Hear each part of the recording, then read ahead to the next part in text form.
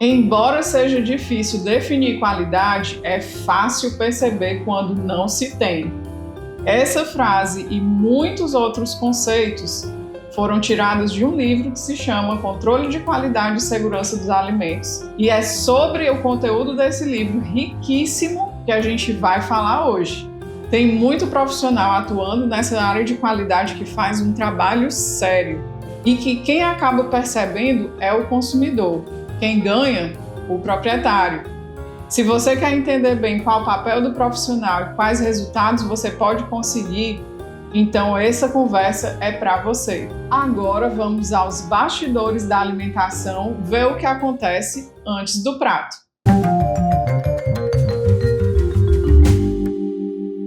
Seja bem-vindo ao Antes do Prato. Eu sei que o seu dia a dia é corrido, sofrido, suado, mas esse episódio é para você. Eu sou Elaine Marques, diretora da Conduzir Consultoria e atuo no mercado de alimentação desde 2001. E hoje nós vamos falar sobre qualidade na produção dos alimentos. É um assunto complexo que envolve diversos conceitos, mas que faz muita diferença. Porque o importante é aquilo muitas vezes que é invisível. E para nos ajudar a entender tudo isso, hoje eu tenho o prazer de receber Erlene Grace e Cíntia Rebouças. Eu vou ler o currículo dela para vocês porque são mestras, doutoras, é muita informação.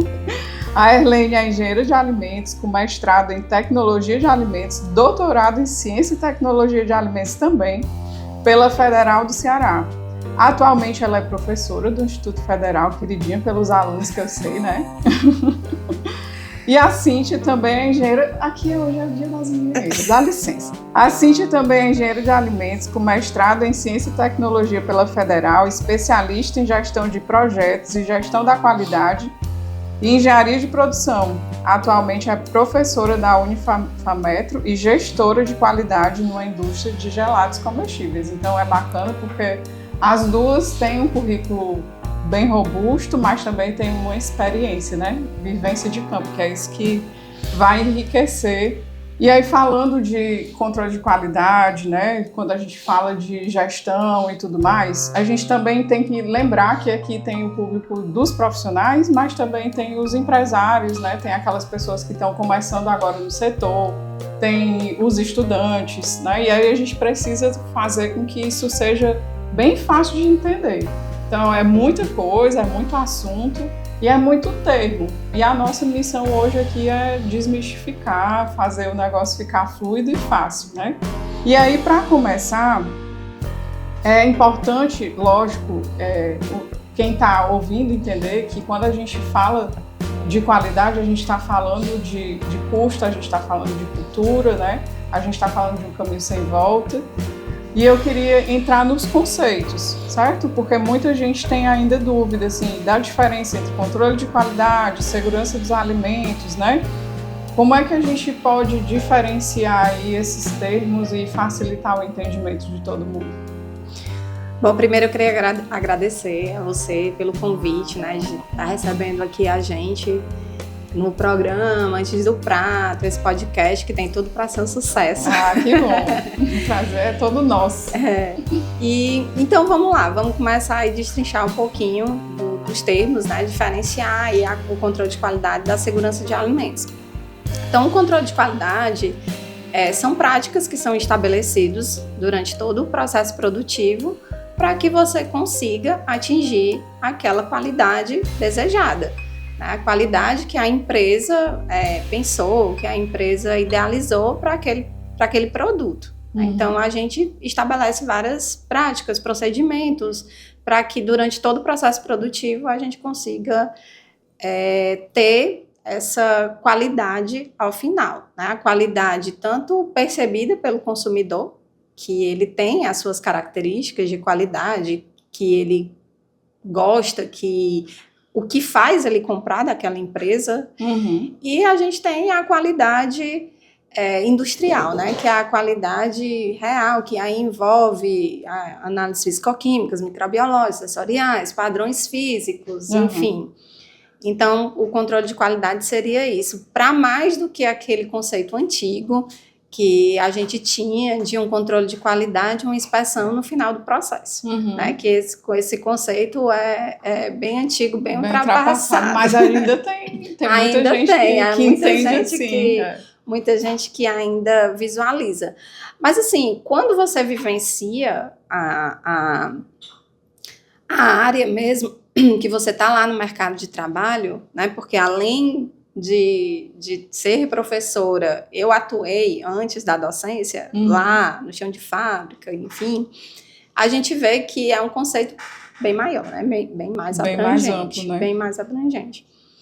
Já a segurança de alimentos, ela vai estar relacionada aos controles que eu vou estabelecer, mas para garantir que aquele alimento que eu estou produzindo, ele seja um alimento seguro, livre de qualquer tipo de contaminação, seja ela química, física ou biológica, nos conceitos, nas especificações de regulamentações aqui, do Brasil, nacional, ele estabelece esses 3 tipos de perigo. Quando a gente vai para outros tipos de certificações, mais 2 perigos são acrescentados aí, que é o alergênico e o radiológico.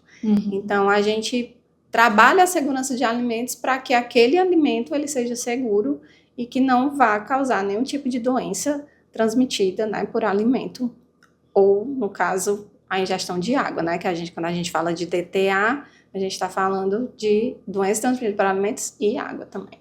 Sim, que aí, ainda dentro desse conceito, né, a gente percebe que a gente meio que ainda está engatinhando, né, quando a gente fala das empresas como um todo, tanto de entender a seriedade disso, né, como entender a importância, entender como fazer e quem pode fazer, como é que pode recorrer para que isso aconteça. Então, o mercado que a gente saiu aí da inspeção do produto final, que aí tem muita gente que ainda se importa só com isso, né, e esquece lá do início, né, todo o processo que tem que ser feito antes. E aí, falando nesse conceito, né, de que a gente sai aí da inspeção e vai ampliando o conceito de qualidade, se a gente for colocar de uma forma prática, né, e aí colocar um exemplo, um dono de uma padaria que ele tinha lá o estabelecimento dele há 5 anos e agora ele, não, eu vou investir, agora eu vou ter qualidade aqui no meu processo. O que mudaria, né, nessa empresa? É interessante essa pergunta porque um dos meus primeiros trabalhos pós-faculdade foi justamente numa padaria. Olha aí, que coincidência! E a gente, lá o objetivo era fazer uma padronização de receitas, porque o proprietário mesmo falava, hoje eu estou consumindo o bolo de um jeito, amanhã esse bolo está de outro e meu cliente percebe. Então, uma padronização de receitas é interessante do ponto de vista não só da qualidade, mas do consumidor final que sempre tem aquela expectativa de encontrar o mesmo produto. Sim. Com isso, a gente também tinha um viés de redução de custos, porque quantos bolos se fazem, pensando em termos práticos, né? A gente responder de forma prática. Quais são os bolos que saem, quais são os que vencem, então qual é o que não roda, qual é o que não gira, vamos fazer aqui uma mudança, e consequentemente com a parte de padronização, a parte de rotulagem, hoje cada vez mais o consumidor está atento, né? Está lendo cada vez mais.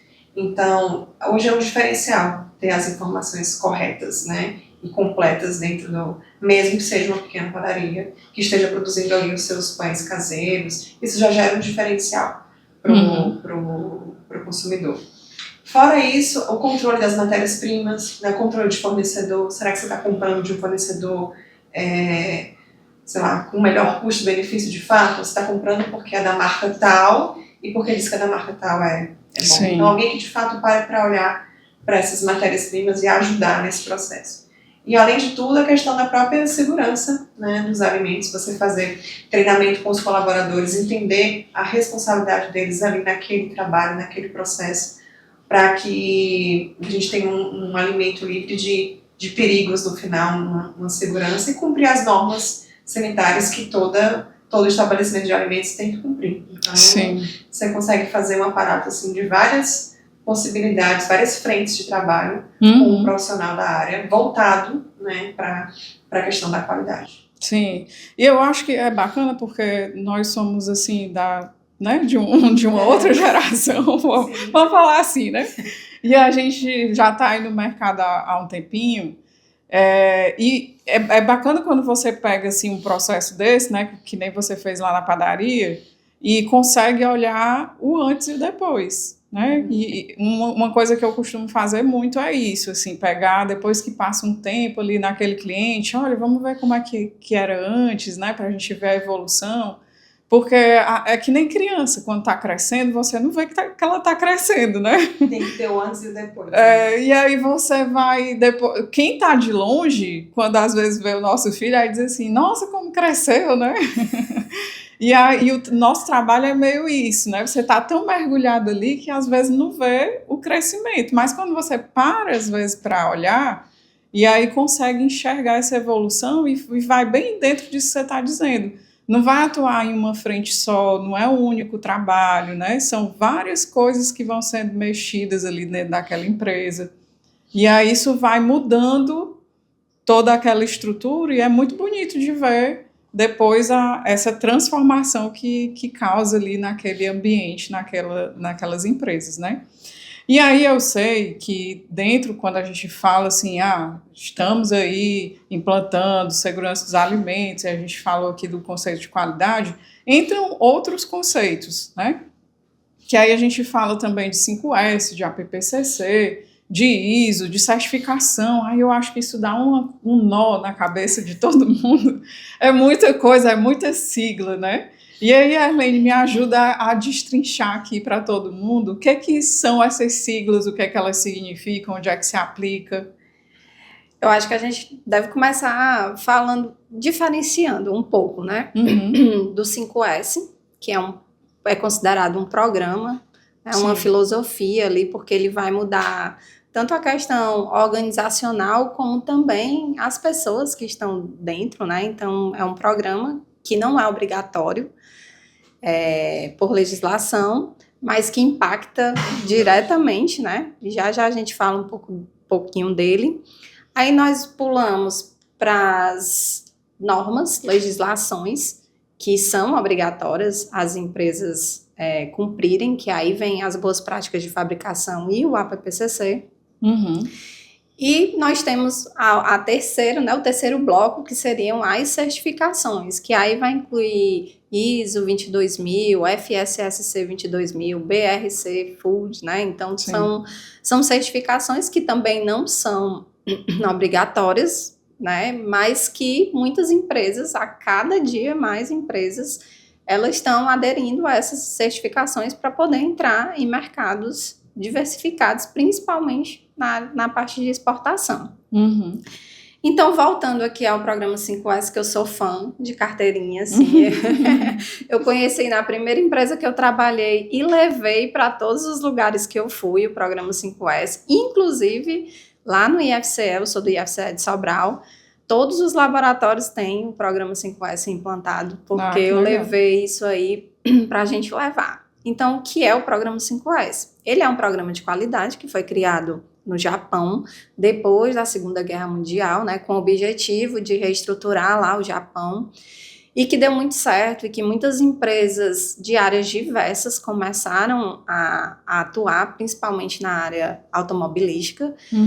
Mas aí a área de alimentos veio e pegou esse programa e incorporou, né? Ele é baseado em 5 censos, que é o senso de utilização, senso de organização, senso de limpeza, senso de saúde e o senso de autodisciplina.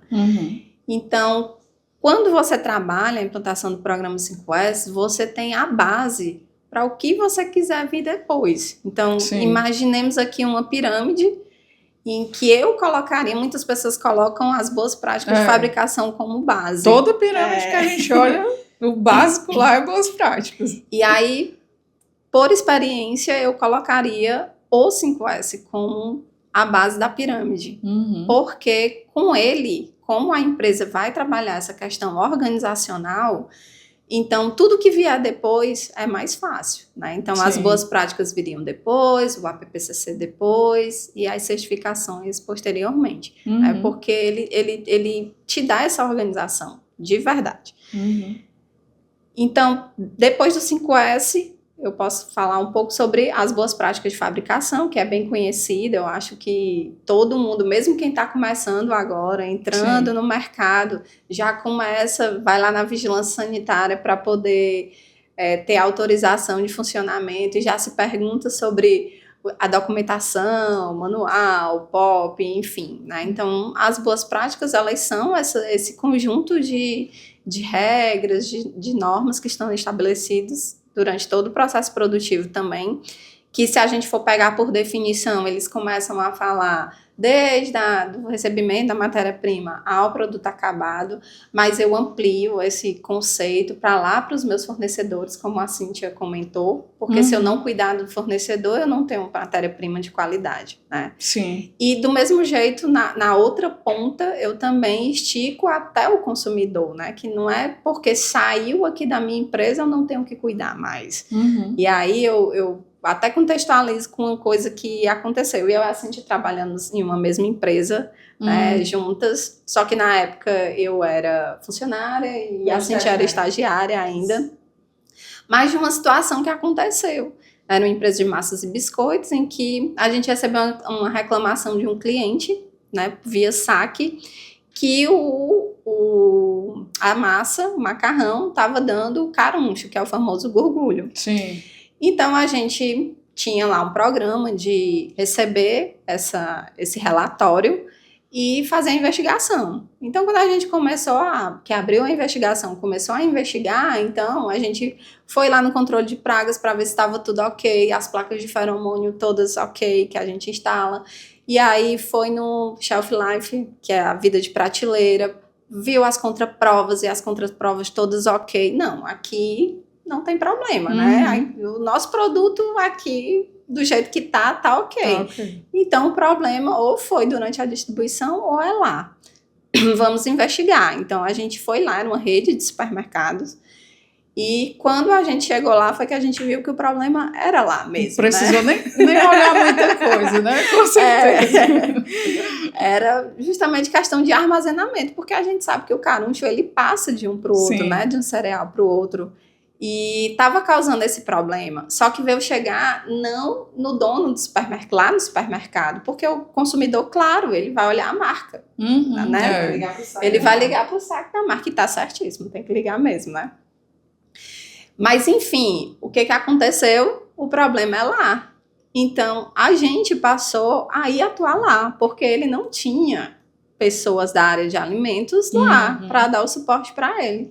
Então, durante um tempo, a gente não foi trabalhar na empresa, a gente foi trabalhar lá para poder ajudar a ter todo esse controle. Por quê? Porque a empresa se preocupou de que estava chegando, né, a reclamação do cliente e que eu tinha que resolver, então eu tinha que dar suporte ali ao meu cliente também, porque o supermercado era o meu cliente, né? Não era o meu cliente final, mas era o meu cliente. E é legal, porque assim, eu vejo o processo inverso, né? De às vezes o supermercado ter uma equipe de qualidade ali, como se chama, e aí eles vão até o fornecedor para evitar ter o problema. E vocês fizeram o caminho inverso, que é um grande desafio para a indústria, né? Porque até o ponto de venda ali... Com certeza. Mas aí, assim, só para dar, né, essa contextualização de o porquê eu acho importante a gente esticar um pouco esse conceito e ir até o fornecedor e o cliente. Já o outro sistema, né, que a gente comentou aqui, que é o APPCC, que é a Análise de Perigos e Pontos Críticos de Controle, ele vai atuar ali na segurança do alimento, impedindo com que o alimento ele sofra algum tipo de contaminação, como eu já comentei, seja ela física, química ou biológica, né? E para você implantar esse sistema APPCC, eu tenho que ter as boas práticas de fabricação como pré-requisito. Mais uma vez, vamos lembrar da pirâmide, a minha pirâmide. Exatamente. 5S, boas práticas de fabricação e APPCC. Porque realmente acontece muito de as pessoas começarem com as boas práticas porque são exigidas. Pronto, mas essa é a fala, sim, que eu ia pincelar. Será que é porque é obrigatório, né? Então, começa por ele pôr, porque é exigido, e depois vai tentar o 5S. E mesmo assim, ainda se consegue melhorias. E também a gente tem poucos profissionais da área que têm um bom entendimento e que levantam a bandeira do 5S. Por isso que eu estou aqui aproveitando o espaço para levantar a bandeira do 5S. Para resgatar, né? Porque eu acho que realmente o tempo foi passando e o 5S foi ficando ali. Teve uma época que ele era mais divulgado, assim, que as empresas todas queriam, muita gente falava, mas agora realmente é uma coisa que a gente escuta bem menos, né? Também pelo fato de não ser obrigatório. Não, mas é verdade. E por fim, a gente tem as certificações, né? Que aí, então, nós temos a ISO 22000, que foi a primeira nessa parte de segurança de alimentos, que as certificações dessa linha, e as que você comentou, que é a ISO 22000, BRC e FSSC 22000, elas trabalham justamente a segurança de alimentos. Então, a ISO 22 foi aquela primeira que abriu as portas, o caminho para essa certificação internacional. E a ISO, né, já é conhecido. Sim. A gente não tem... Nas próprias empresas de alimentos, elas podem ter não somente a 22, que é na área de segurança, mas tem ali a série 9000, que é na parte de gestão da qualidade. A gente tem a 14000, que é na área de... gestão ambiental, a gente tem a 18.000, que é saúde e segurança, a 17.025, que é na parte de laboratório. Então, assim, tem a ISO, de uma certa forma, ela é bem conhecida, mas ela é deficiente em alguns pontos, né? Principalmente na parte de pré-requisitos, e que é o plus que a gente tem na FSSC 22000, porque a base dela é a ISO 22, mas ela tem um programa de pré-requisitos que é específico aí para o setor, se é produção de alimentos é um, se é embalagem é outros, e ela tem alguns requisitos adicionais também, dependendo de onde eu for atuar, né? Então, a FSSC, ela tem esse complemento. Hoje é uma das que é mais aceitas, né, mundialmente. Aqui no Brasil, a gente já tem várias empresas, inclusive de médio porte, não só de grande porte, mas as de médio aí já estão começando a fazer esse tipo de certificação, devido à importância e abertura de mercado para isso. E a BRC também é na área de segurança de alimentos, mas é uma certificação que está muito presente no Reino Unido. Então, assim, muitas empresas que optam por ir para esse mercado do Reino Unido, eles vão para BRC, né? Enquanto que, se eu for para outro mercado, como, por exemplo, o norte-americano, aí já a FSC já é mais indicada, né? Então, tudo vai depender do mercado. E a gente tem outras, porque tem muitos países que têm suas certificações específicas. O Japão tem uma específica, lá na Alemanha também tem, com todos os requisitos que vem nisso, né? Eu me lembrei de uma outra história, de uma outra empresa que eu trabalhei, de água de coco, em que a gente começou a fornecer para a Alemanha e tinha todo um protocolo lá na Alemanha, e eles queriam um manual de boas práticas de fabricação em alemão. Nossa! E aí você fica, né, já tinha em inglês, porque atendia outros mercados, mas não, mas a gente quer em alemão. Pois sim, vamos tratar lá, de... né? Então é isso, só para complementar a piramidezinha, né? 5S, BPF, a PPCC e as certificações. Pronto, aí agora que a gente fez a pirâmide, vamos fazer uma tabela.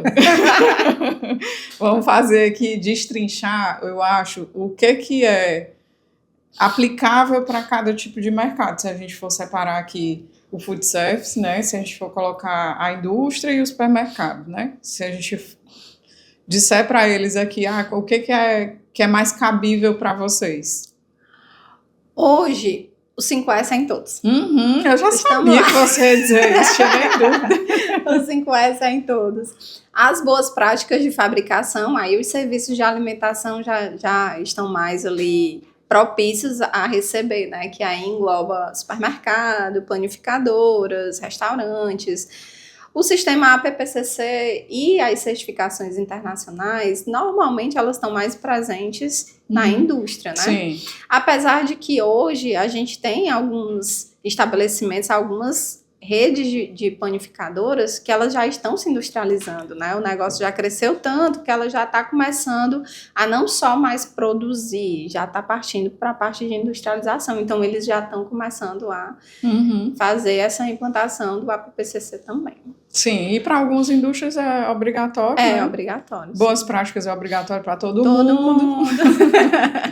APPCC para alguns, né? E assim, como eu falei, as boas práticas, elas são pré-requisitos para o APPCC e o APPCC é pré-requisito para as certificações internacionais. Então, assim, é uma coisa vai... que eu acho que é bom a gente deixar claro, porque às vezes a pessoa vai se identificando. Eu já estou aqui com as minhas boas práticas, ok. Então, evolua, né? Dá um outro passo, vai para o APPCC.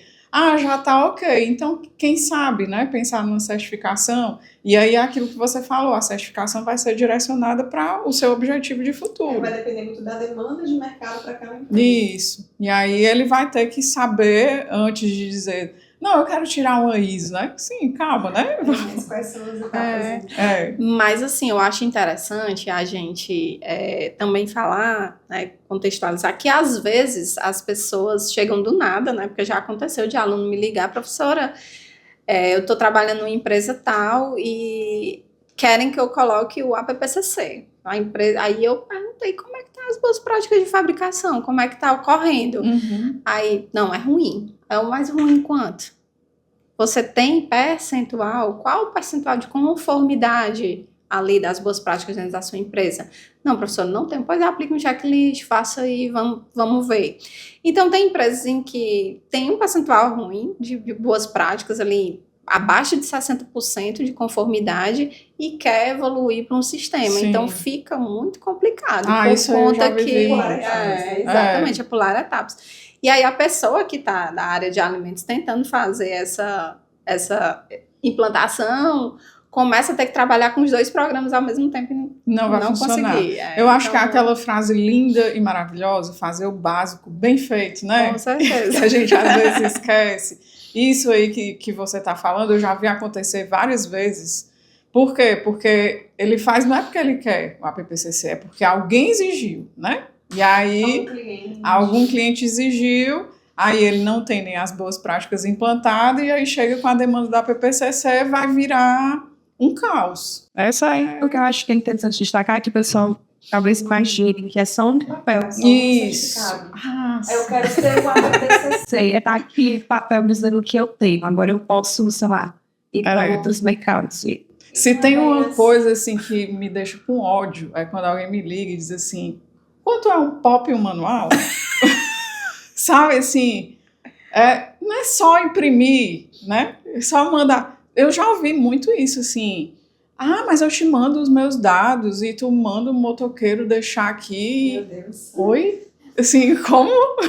Telemanual. Esse é delivery, né?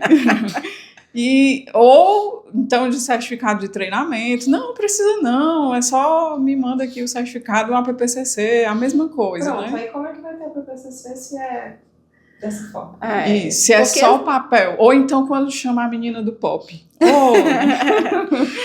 Até porque o APPCC, você vai analisar os pontos críticos de controle, né? Sim. E aí requer muita mudança financeira mesmo, porque é como a gente até brinca, de brincadeira mesmo. Não, as boas práticas de fabricação, o dono acha que pode levar. Sim. De qualquer jeito, mas o APPCC não tem como, não dá, porque ou você elimina ali o risco, ou vai chegar no consumidor. Então, tem que ter investimento, né? Então, tem que ter bem consciência de que não é só um papel. E aí, falando de papel, eu me lembrei de outra história. Sou cheia de história, viu? É coisa de professor, isso Pra aí. contar, não é só de professor, não. Da época de vivência, da vida. Então, de você chegar em muitas empresas para visitar e ter lá o certificado de boas práticas de fabricação, né? E fazem questão de ter na parede o certificado.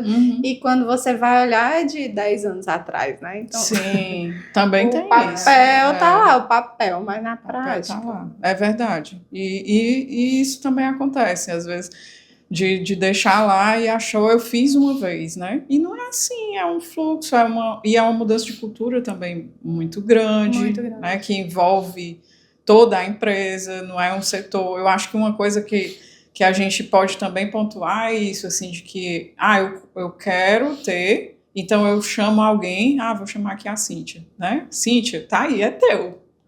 Parece que é simples, né? Toma que o filho é teu, né? Toma que o filho é teu, e pronto. E a Cíntia, né, vai ser a dona das boas práticas e do APPCC, e ela tem que fazer tudo funcionar sozinha, né? E é interessante, porque muitas vezes o setor de controle de qualidade ou de segurança ou de gestão é visto como o único responsável pela qualidade dos produtos. Isso, exatamente, né? De disseminar todos somos, né, na empresa. Todos somos responsáveis pela qualidade. Não uma pessoa assim, mas isso deu exatamente todo acontece. Aí chega a reclamação, procura quem? A Cíntia. Sempre vai procurar aquela pessoa. Chega a fiscalização, não está ainda enraizado, né, que é do todo. E aí, quando a gente fala disso tudo, a gente vai vendo que é um leque amplo, né, que são muitas coisas, mesmo como a gente destrinchou aqui. E aí, falando desse contexto todo, né, que a gente estava conversando aqui, de que não é só o papel que tem que ser feito na prática, né, quais são os pilares para a gente implantar um sistema de controle de qualidade que seja eficaz, principalmente direcionado para as médias e pequenas empresas? Eu acho que o principal é o autocomprometimento da direção. Porque não adianta você querer implementar alguma mudança se a direção não estiver muito comprometida com aquilo. Porque na primeira dificuldade que o pessoal vai, não, isso é muito complicado, isso é muito difícil, não quero, vou ter que ficar anotando agora, vou ter que ficar pesando agora, não quero. Aí vai bater aonde? No proprietário. Se o proprietário não tiver a firmeza de que não é assim mesmo o processo, vai ter que fazer, aí acabou. O trabalho ele vai acabar morrendo. Senão fica lá a pessoa com cara de tacho, né? Porque aí desfaz aquilo que está sendo implantado. É uma grande verdade. Isso me lembrou uma história também de uma visita que a gente teve na fábrica de uma repórter que queria gravar sobre alguma pauta de energia, alguma coisa assim. E ela queria gravar dentro da produção. E aí a gente vai entrar na produção, o que a gente faz? Separamento, tocando o cabelo, tira brinco, né? Separamento. E aí ela falou, não, eu não vou prender meu cabelo, botar uma touca, como é que eu vou aparecer no jornal? Eu falei, tudo bem então você não entra. Então eu não vou entrar? Não, você não vai entrar. E aí ela ficou, não, mas aí como é que eu vim aqui? Não, você grava aqui fora, né? Se você não pode entrar, se você não pode atender às normas. E ela ficou bem chateada e foi reclamar pro proprietário. Aí, qual foi a resposta dele? Mas se eu não posso entrar lá sem touca, por que você vai entrar sem touca? Ele disse? Olha, estrelinha pra ele. Ela é chata.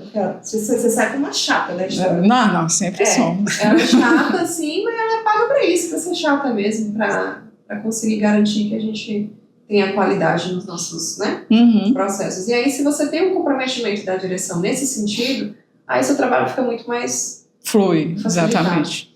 E a questão das BPFs, né?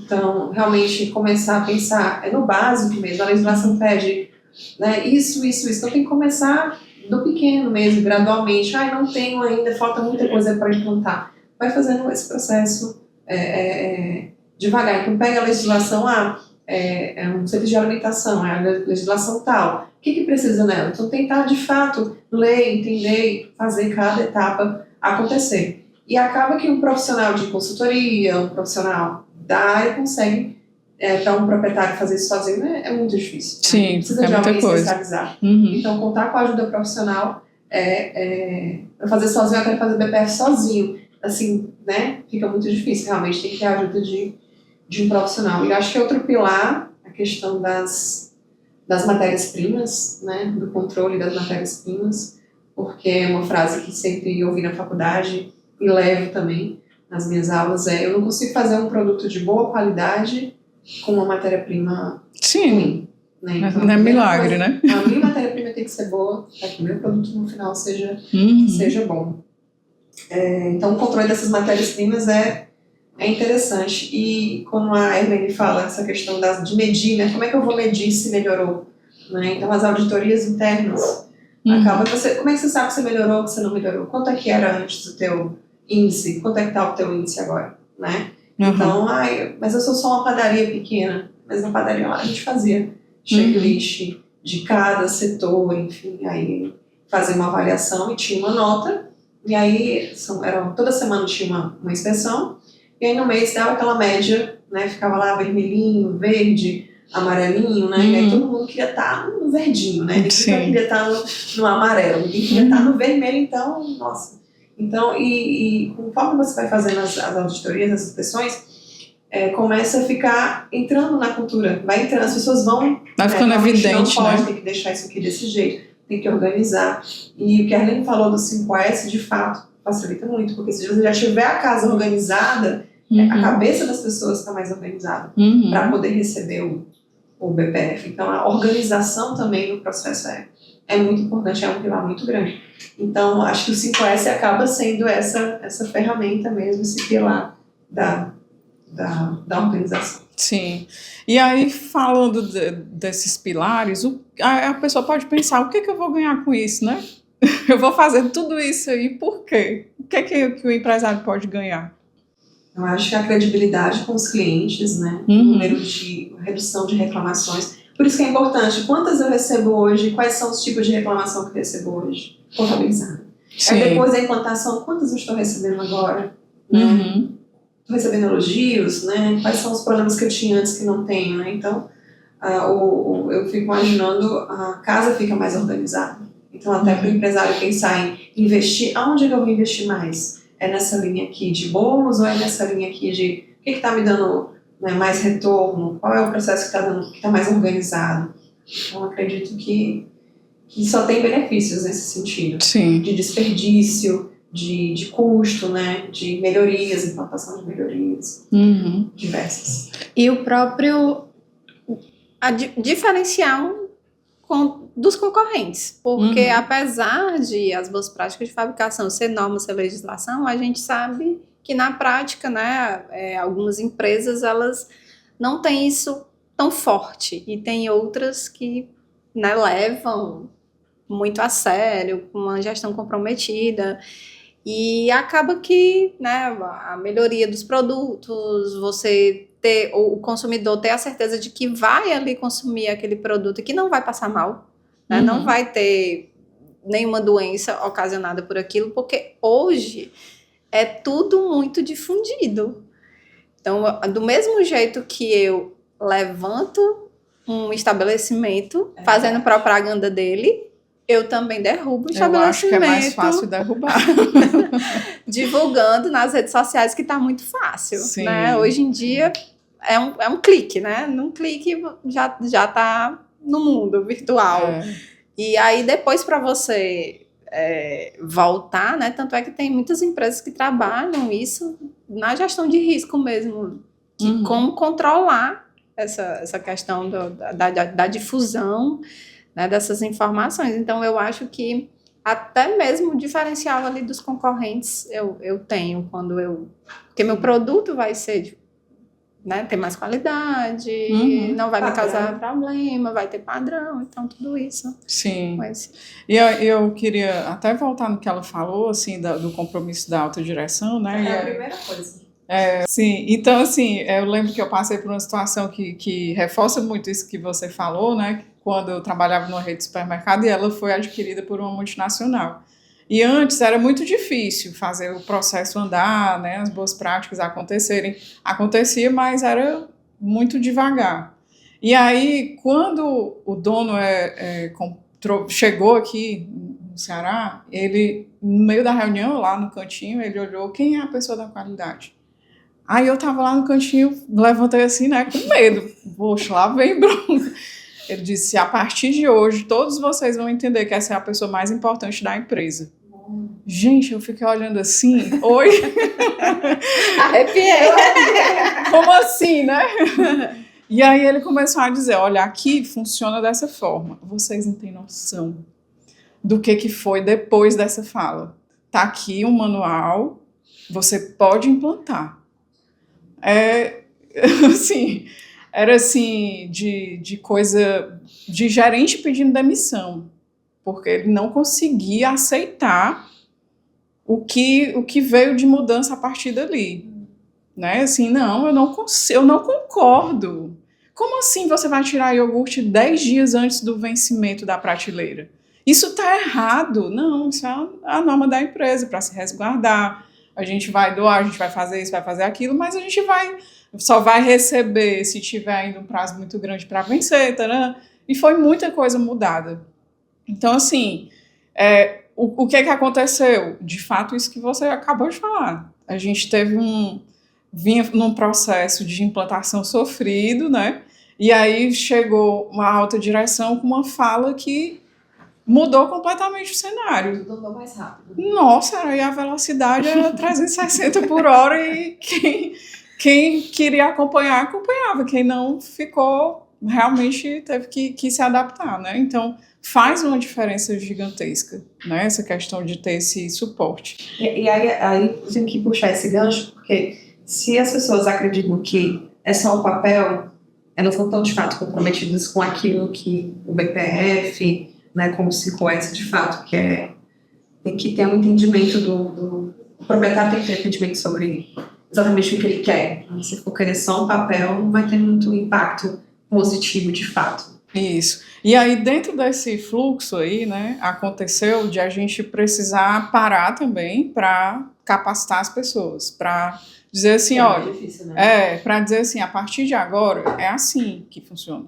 né? Porque eles já vinham habituados em uma cultura e aí foram meio que direcionados para outra e a gente precisou ter esse momento, né? Então, qual é a importância de ter essa capacitação da equipe? Para a equipe andar na mesma página da proposta, né? Uhum. Primeiro, mudança de cultura não é simples, é trabalho de formiguinha.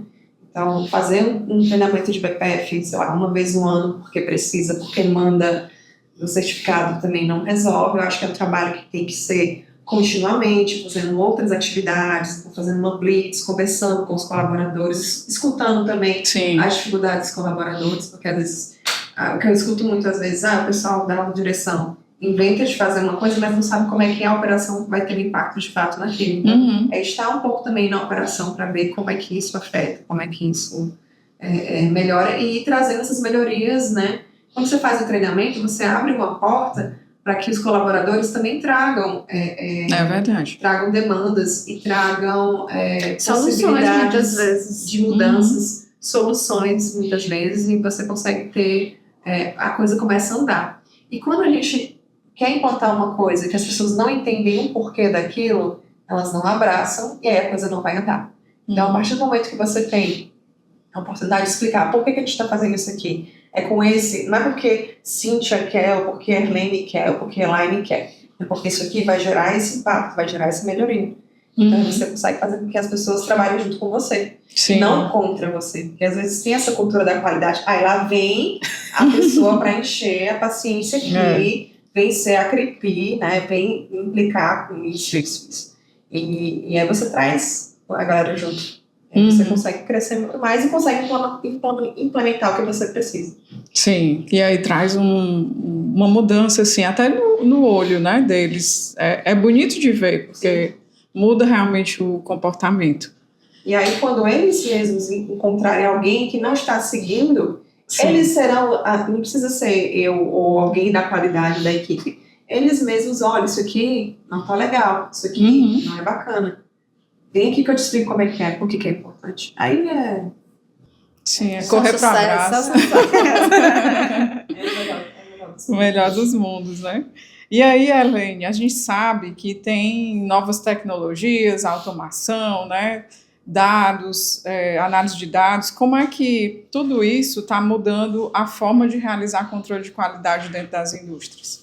Eu acho que essa inovação aí, ela chegou muito ali com a indústria 4.0, que veio para trazer essa inovação tecnológica, né? E aí, a automação, ela veio para ajudar em diversos aspectos da questão da qualidade. Primeiro, a digitalização, né? Sair do físico Sim. E você passar a digitalizar as informações em um sistema único, que toda a empresa ela vai ter esse acompanhamento. Então, o pessoal que controla o estoque, a produção, qualidade, logística, está todo mundo integrado. Tem muitas empresas que trabalham com esse sistema integrado, né? Sim. Então, tem acesso direto a essas informações, o que acaba trazendo ações muito mais rápidas, né? Você consegue identificar muito mais cedo as não conformidades para poder ter essas ações mais rapidamente. E aí, instalação de sensores para verificação de temperatura,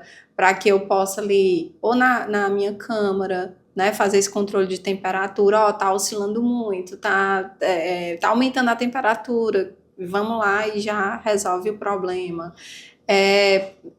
No quente também, né, pasteurização, esterilização, que você consegue controlar esse binômio tempo-temperatura, que a gente sabe que é fundamental, né, para essas operações. Então, vem ajudando também na questão de identificação de partículas metálicas, por exemplo, em determinados tipos de produto, que você consegue fazer a identificação e já retira o material, né? Então, são muitas ações que a gente consegue ter de melhorias para o controle de qualidade nessa parte de automação. E aí, com isso, a gente gera muitos dados, né? Como é que a gente vai avaliar todos esses dados? Aí vem a inteligência artificial, que está aí para poder ajudar a gente nessa análise de dados, que vai acelerar, gerar gráficos mais rapidamente, fazer as tendências, né? E aí, com isso, a manutenção preditiva, ela vai ser acionada e você consegue fazer a manutenção mais rapidamente, não precisar ter que parar o processo, exatamente, né? Então, eu acho que essa combinação aí não tem mais volta. Sim. Eu costumo dizer que qualidade não tem mais volta, né? E com a automação e as tecnologias, aí é que não tem mesmo. Então, é um mundo que a gente também, como profissional, tem que se preparar, né? Tem que se atualizar. Para conseguir usar bem essas ferramentas e não encarar como inimigos, né? Mas tem muita coisa para extrair delas, né? E a gente ainda tem muito chão pela frente, eu acredito.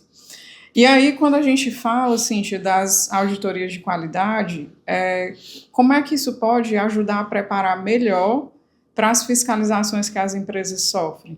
Sofrem não é uma boa palavra, né? Para as fiscalizações que as empresas passam.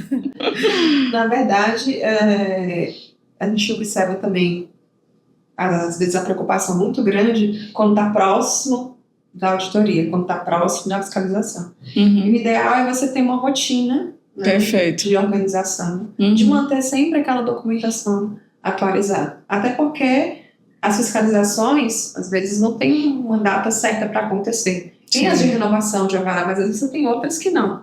E as auditorias para certificações, principalmente, você tem um tempo para poder se organizar. Então, não adianta fazer tudo assim, na última semana que está vindo a auditoria, rever todos os checklists, rever todas as documentações, que não dá tempo e não é muito eficaz. Então, acho que preparar essa documentação e fazer mini auditorias pequenas com a sua equipe, né? Para fazer a verificação dos pontos, encontrar isso aqui não está legal, quais são as melhorias, quando é que a gente vai fazer essa melhoria. E aí a gente consegue fazer com que as empresas estejam mais prontas fazendo essa checagem. Eu vou esperar para fazer essa checagem na hora que vier o fiscal, ou resolver o problema na hora que vier a fiscalização. Então, e eu acho que o fiscal acaba notando, né? Assim, porque ele vê a pessoa tão aperreada, um sufoco, aquela correria, que nem quando a gente chega.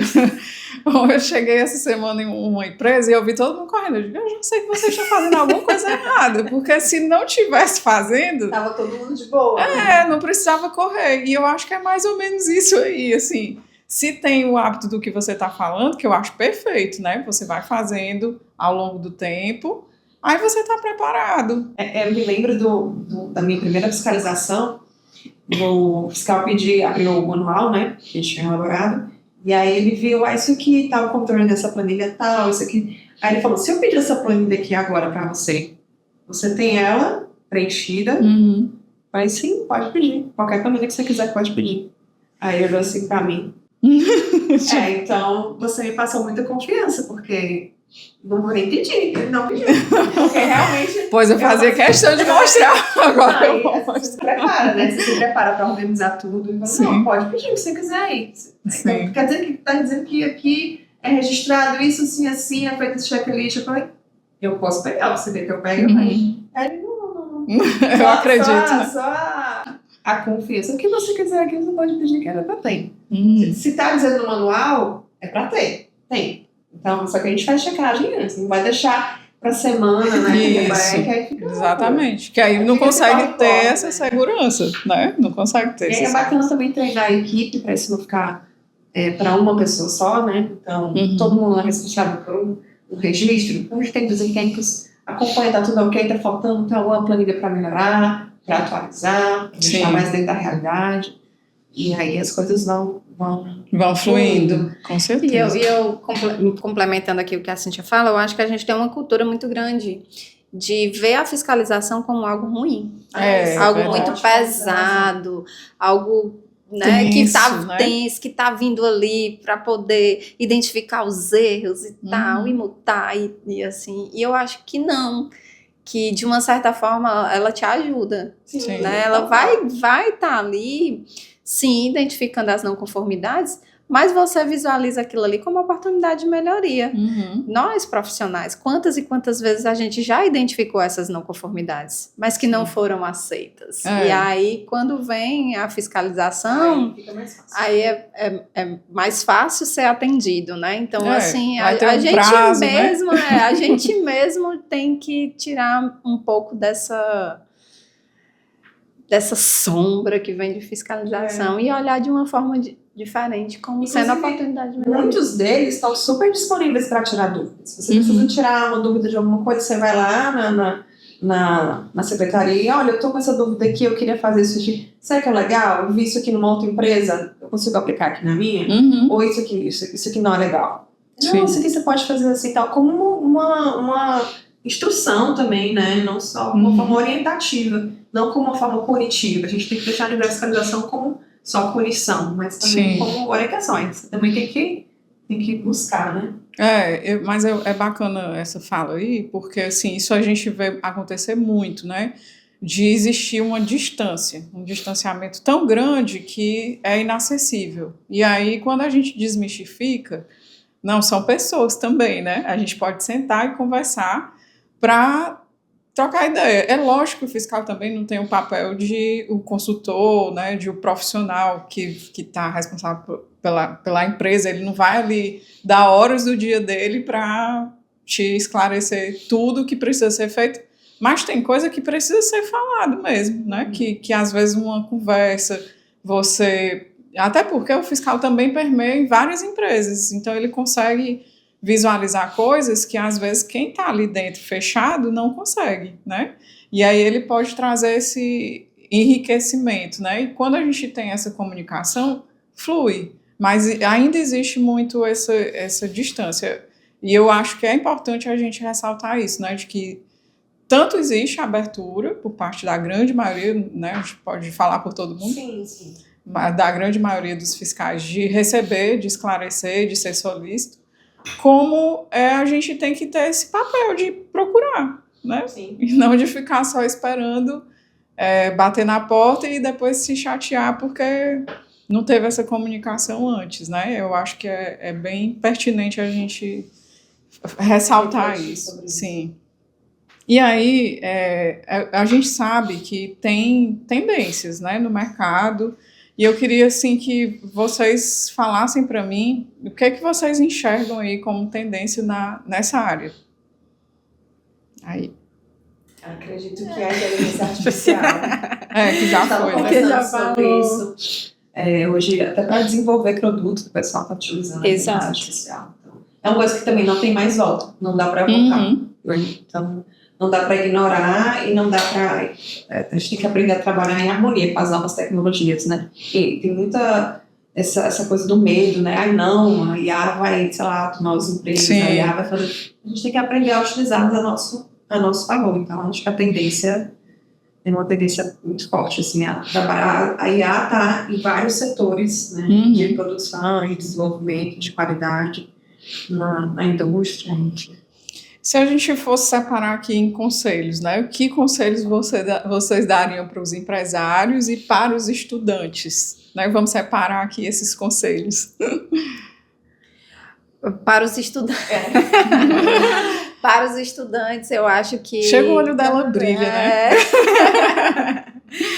Eu acho que o aperfeiçoamento ele tem que acontecer a todo momento, né? A gente nunca para de estudar, a gente está ali no mercado de trabalho, não é porque eu me formei agora, pronto, eu sou a bambambam, sei tudo, não, porque o mercado ele é muito versátil, né? Então eu costumo dizer para os alunos que o que a gente aprende nos livros já está acontecendo há um bom tempo na empresa, até porque para você gerar aquele livro foram anos de dedicação, né? Então, aquela tecnologia, às vezes, já está ultrapassada em algum lugar. Né? Então, a gente tem que estar fazendo essas capacitações, né? Então, estudar um pouco sobre inteligência artificial e aí também não focar somente nas tecnologias, mas focar também no pessoal. Então, a gente está ali para coordenar pessoas e a gente tem que trabalhar a gestão de pessoas. Sim. Né? Comunicação efetiva, não violenta, que a gente sabe que ainda é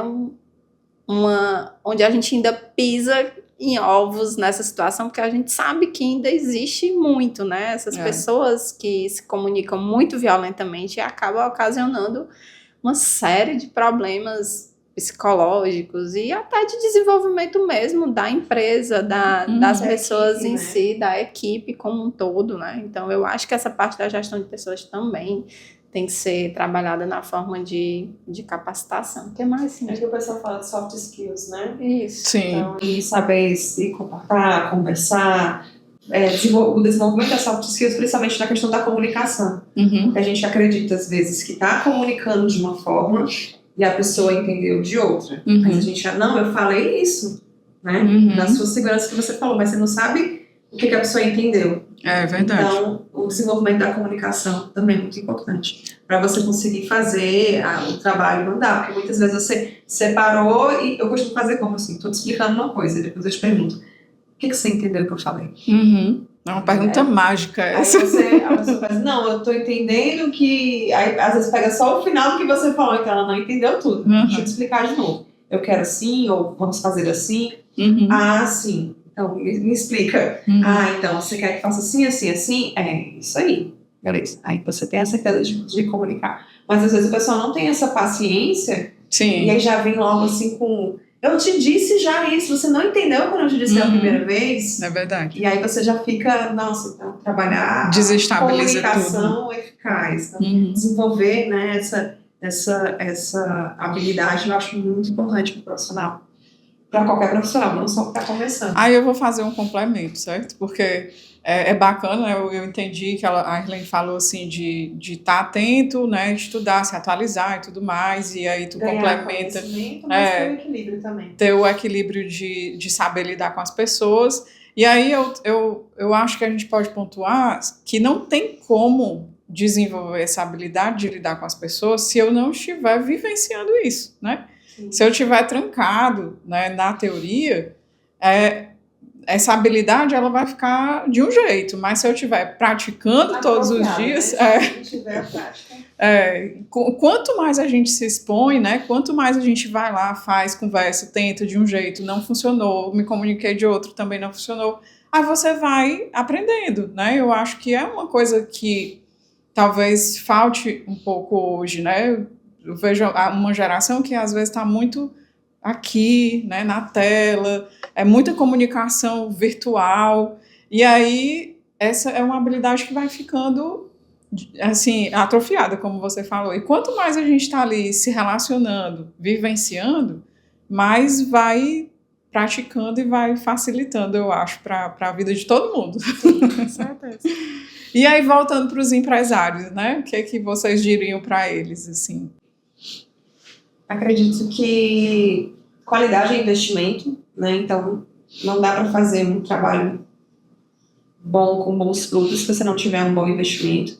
Sim. E quando a gente fala em investimento, não é só no profissional, mas das mudanças que o profissional deve sugerir para ter uma mudança efetiva, né, uma melhoria. Então, às vezes, são fluxos, são espaços que devem ser melhor aproveitados, reformados. Às vezes, até mesmo pessoas, né, difíceis de trabalhar, e de repente precisam ter uma conversa séria. Então, se não tiver esse investimento, eu acho que é emocional também, esse envolvimento. Sim. Né? Não é só, estou aqui pagando e faço aí, mas também tem que ter aquilo que a gente falou, o comprometimento, né? Isso, da alta direção, da direção do proprietário para poder fazer. Então, a minha dica é investir, mas investir em profissionais de qualidade também, em profissionais que podem dar um retorno e, se for necessário, né, acho que gradativamente fazer as mudanças conforme as sugestões dos profissionais, para que você tenha os benefícios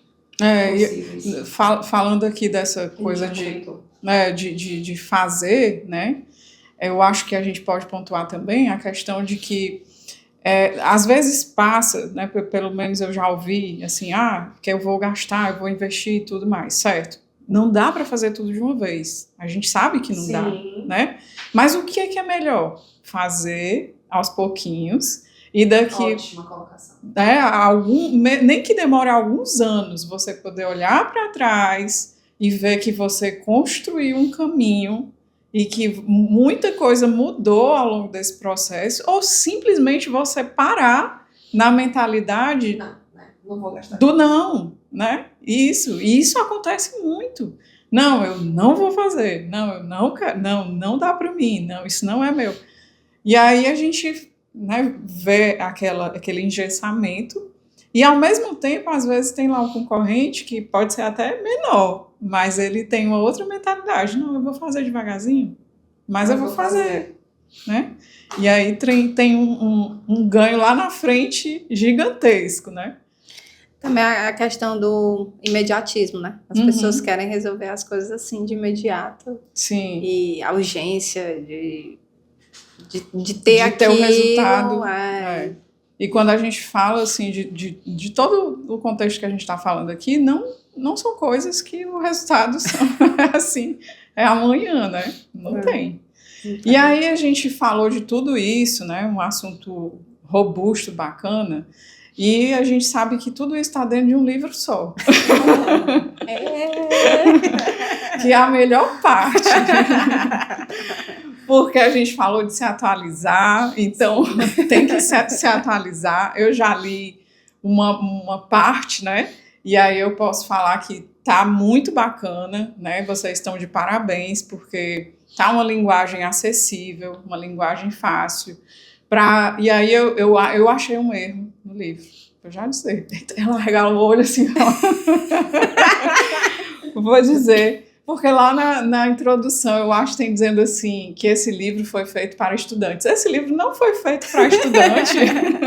Foi feito para profissional que já está no mercado há 1000 anos. Eu concordo com você. Eu acho que foi na apresentação, que foi até feito pelo professor Michael, né? Que ele é engenheiro de alimentos e está lá na Universidade da Inglaterra agora. Sim. E eu acredito que seja lá que tenha falando. Mas eu concordo com você, né? Não é um livro para estudante, é um livro que todo profissional tem que ter na cabeceira. Eu acho que quem é do segmento, né? Se eu sou um dono de um negócio, eu preciso entender do assunto.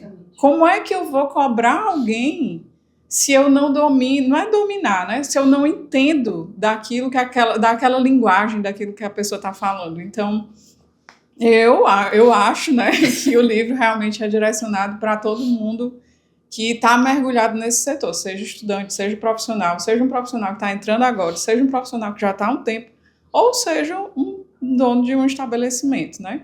E aí eu queria entender melhor, assim, como é que foi, de onde é que veio a ideia, né? Quem foi que cutucou esse povo todo? Fui eu. Fui eu, a mobilizadora. Gente, 27 pessoas. Somos 27 autores. Então, assim, essa ideia do livro surgiu há bastante tempo atrás, quando eu comecei a ministrar a disciplina de controle de qualidade. E aí eu tinha dificuldade de encontrar material mesmo, didático, para poder você Entendi. Né, passar para os alunos. E o que tinha era muito superficial, Sim. era muito acadêmico.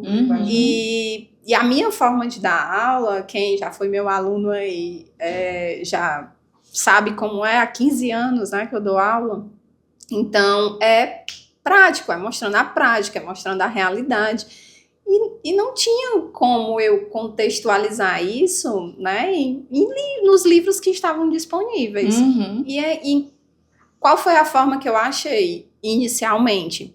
Fazer um projeto de extensão de aperfeiçoamento profissional na área de alimentos, para que eu pudesse chamar profissionais que estavam na área de alimentos atuantes a ministrarem cursos de capacitação para os estudantes, profissionais que estivessem ali, para que eles fossem, tendo vi esse muitas fotos assim de cursos, é verdade. E isso começou em 2017. Esse projeto de extensão, ele teve 6 temporadas, foram 6 anos. Inclusive na pandemia, assim, a gente tinha ali 60, 70 inscritos quando era presencial. Na pandemia teve curso que teve 1.000 inscritos, para você ter uma ideia, né? Maravilhoso. Então, eu pensei, pronto, vou pegar o que eu preciso de informações para formar os meus estudantes, né, da minha disciplina, que eu sempre tive muita dificuldade em arranjar, e vamos complementar com outros assuntos que são importantes, eles terem, que estavam presentes nesse projeto de extensão. Então, eu fui convidando as pessoas a acreditarem no projeto e tá ali. Então, se você observar nos capítulos, a gente sempre tem essa interação de alguém do meio acadêmico com uma pessoa que está no mercado de trabalho hoje atuando. Muito bom. Para poder trazer essa linguagem mais prática, com exemplos, né? Me chamou a atenção também porque tem muitas imagens, né, diagramações que tem lá. Feito pelo autor. Isso é muito legal, porque é uma forma de deixar a palavra mais fácil de ser ilustrada, né? E facilitar o entendimento. E foi uma outra coisa da proposta do livro, é você escrever com suas palavras, fazer as ilustrações de uma forma que você veja uma maior compreensão, né, para quem estiver lendo, e deixar aquele conceito antigo que a gente tem de sempre pegar coisa, de citação de alguém que já falou. É o primeiro livro na área que é formado por cearenses. Ainda tem isso, né? Mais um orgulho. Mais um orgulho. São 27 cearenses incluídos nesse livro, e se a gente expandir do Nordeste também, porque nós fomos formados com os livros provenientes dali da região sul, sudeste, de fora do país. E aí esse é o primeiro livro então, genuinamente cearense. E pioneiro, né? Parabéns pela disponibilidade, pela coragem, né? A gente precisa mesmo. A gente precisa do conteúdo, a gente precisa da iniciativa, né? A gente precisa, eu acho que quando você entra numa colaboração dessa com 27 pessoas ali, entra também um reforço de ajuda, no sentido de que a gente está se valorizando um ao outro, né? E de disseminar essa cultura. Então, porque aí viram 27 pessoas levantando uma bandeira, né? Então assim, a Cíntia, né, Soares, que não pôde estar aqui, mas ela organiza comigo o livro, né, nesse momento. Então a gente teve esse trabalho e fez a revisão de todos os capítulos e de também dar a nossa contribuição no sentido... posso dar o exemplo do teu, Cíntia, que quando eu cheguei eu disse, Cíntia, assim, eu acho que é melhor organizar dessa forma, dessa. Então, assim, tinha a visão dos autores e passava pela minha revisão, passou pela revisão da Cíntia, para depois chegar na revisão da editora. Então, quando chegou na revisão da editora, a gente só teve 3 colocações, assim, 3... Sério? Sério. Nossa! Elas revisaram... revisaram de verdade, a gente revisou Bem, assim, eu tô bem feliz. Quando fala de um livro, chega os olhos, os olhos brilham, porque... É um projeto muito bonito, né? Sim. É um projeto muito bonito. E aí, conta aqui pra gente um resumo do que o livro trata, né? Quais os assuntos que a pessoa vai poder encontrar lá. Então, o livro começa falando sobre os princípios gerais de controle de qualidade, falando ali uma introdução mesmo básica do que é o controle de qualidade, de como fazer, de que análises a gente normalmente utiliza para poder validar esse controle. Depois a gente vai para cada etapa operacional do processo produtivo, recebimento, armazenamento de matéria-prima, e aí vai falando que tipos de controles a gente pode realizar em cada etapa operacional dessa. Depois a gente começa os sistemas, né? 5S, BPF, APPCC, e aí vem as certificações internacionais. Para finalizar essa parte mas tem dos treinamentos. Fantástico de higienização. Tem, calma, peraí. Porque eu tô chegando nele ainda. E aí, para finalizar essa parte, a gente tem um capítulo de treinamento que eu comento que eu acho que é um dos capítulos que vai mais mudar, assim, porque a gente normalmente não faz treinamento pensando em todos esses quesitos do diagnóstico e avaliação. Sim. E ele te dá esse insight, né? Aí temos o capítulo maravilhoso de higienização. Perfeito, viu? Que vai abordar muita coisa nova que está sendo utilizado, né, para higienização, os conceitos mesmo, base e coisas novas.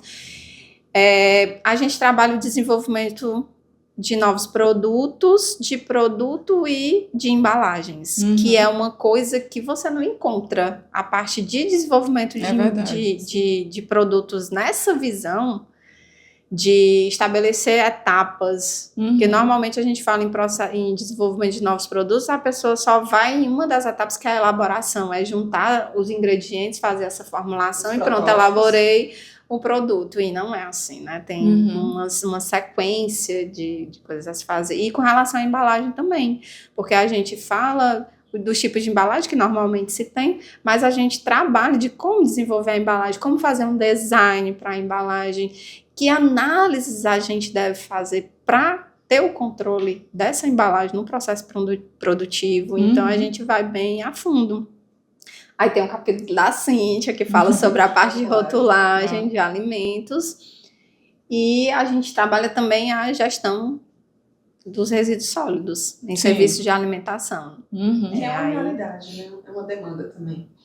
Mesmo de padarias, mesmo de pequenos estabelecimentos, fazer o gerenciamento de resíduos sólidos. E o profissional da área de alimentos também tem que estar atento com esse tema. Então, assim, resumindo, e aí, são 14 capítulos. São 14 capítulos, as pessoas envolvidas, né? São com quais formações? Aí a gente tem informações diversas, específicas para cada área, mas a gente tem engenheiro de alimentos, nós temos tecnólogos em alimentos, nós temos engenheiro ambiental, para essa parte dos resíduos, a gente tem químico, industrial.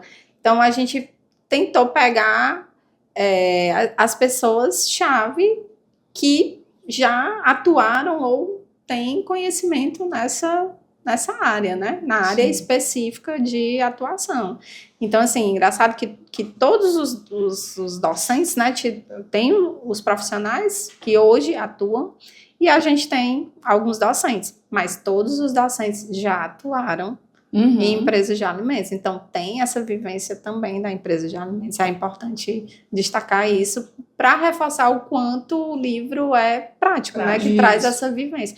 Tem engenheiro de produção também, porque eu esqueci de falar. Nós temos um capítulo sobre gestão da produção. Mas ela também é, que né? Nós somos... Não, eu sou especialista. Especialista. E aí nós temos esse capítulo de gestão da produção, que também é algo que a gente da área tem um pouco de deficiência, porque não é tão trabalhado a nossa formação. Verdade. E aí o capítulo está bem voltado também à área de alimentos.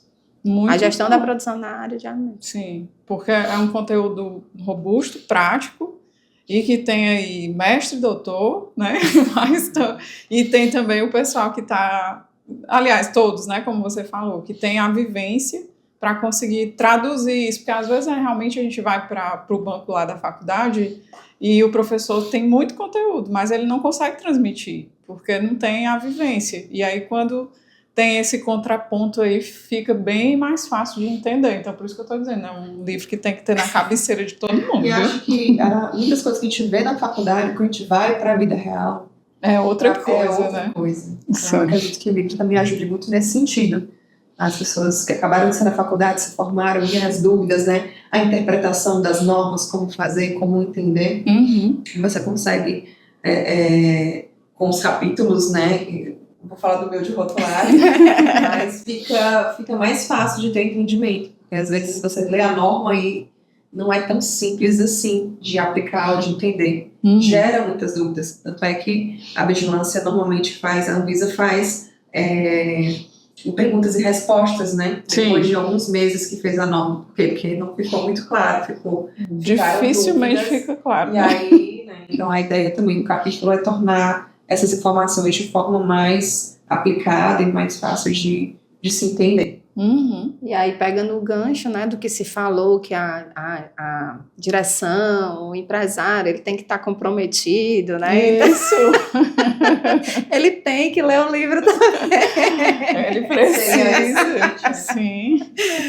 Até para entender de toda essa dimensão do que a gente está falando, né? Porque às vezes você está falando, parece que existe também esse afastamento. Ah, não, essa pessoa que sabe desse conteúdo, eu vou para lá. Mas quando você mergulha e se apropria do assunto, aí você entende melhor, fala com mais fluidez. Então, realmente, eu acho que precisa, né? E como está numa linguagem fácil, não tem por que não ler.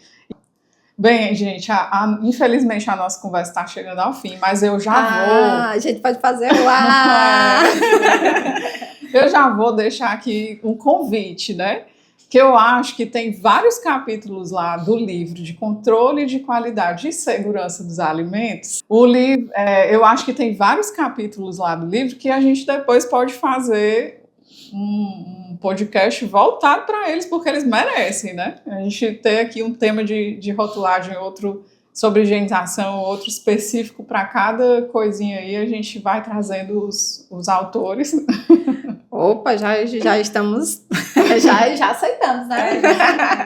Aceitei até pelos outros autores, estou me responsabilizando por eles. Pois. Eu queria pedir licença, né, e oportunidade para agradecer os nossos apoiadores, né, as pessoas que estão apoiando a gente nesse livro, a Conduzir, consultoria está apoiando a gente, o próprio Instituto Federal, lá de Sobral, a Sertão Cult, que é a editora. E, inclusive, eu tenho outros livros publicados, né? Tem uma cartilha de manual, uma cartilha para manipuladores domiciliares, que ajuda demais nos treinamentos e aí pode ajudar as pessoas. Pode ser baixado gratuitamente, fazer o download. Então, quem tiver interesse, é só entrar lá no site da editora. Eu também tenho um HQ, que é uma história em quadrinhos para crianças falando sobre segurança de alimentos, que também está disponível gratuitamente lá no site da editora. Legal. E tem outros... Você tá cheia de coisinhas na manga. Eu tô me sentindo a escritora. Mas, enfim, então a Sertão Cult, a Avine, a Pardal, a FIEC, a Assim de Alimentos, que estão ali com a gente, né, ajudando na divulgação desses livros. Eu queria agradecer também o convite, foi o primeiro podcast que eu participo, né? Estou um pouco ansiosa de fazer isso, mas o bate-papo foi muito bom, fluiu bastante. Sim. E queria agradecer o espaço, né? Assim como a Helene já agradeceu anteriormente, é bacana falar sobre alimentos e acho também uma iniciativa muito bacana também aqui no Nordeste temos, né? Podcast voltado para, né, o Antes do Prato, voltado aí para os bastidores da alimentação. A gente vê a área de podcast muito mais sul, sudeste. Sim. Né? Então também parabéns pela iniciativa e agradecer, muito bom estar aqui. Obrigada. Que bom. Muito obrigada pela presença de vocês, pela disponibilidade. Mais uma vez, parabéns pelo livro. E aí eu reforço que quem é da área precisa ter. E eu acho que um recado que eu preciso dar também é assim, ó. eu já sei muita coisa, se você se sente assim, compra o livro do mesmo jeito. Porque eu acho que a gente precisa se fortalecer, né?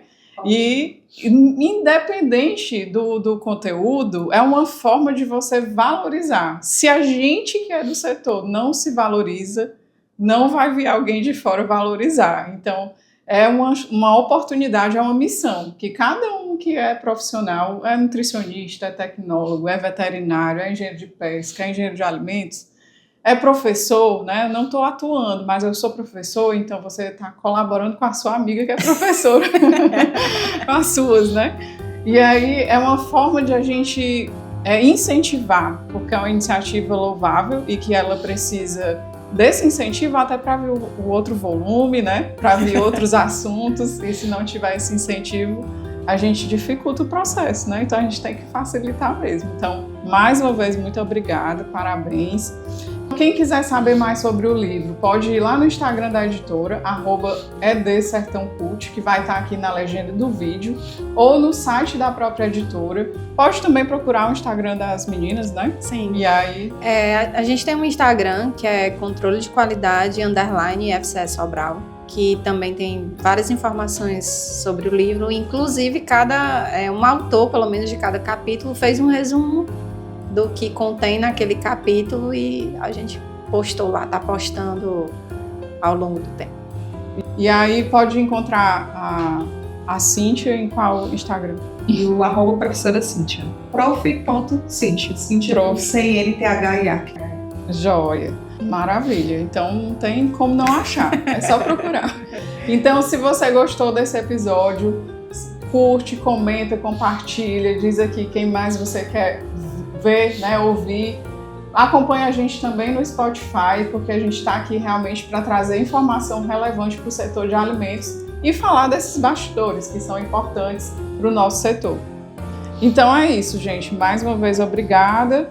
Lembrando que o Antes do Prato é uma produção da Conduzir Consultoria, uma empresa de consultoria sanitária que está no mercado desde 2014. Então, meninas, a gente encerra por aqui.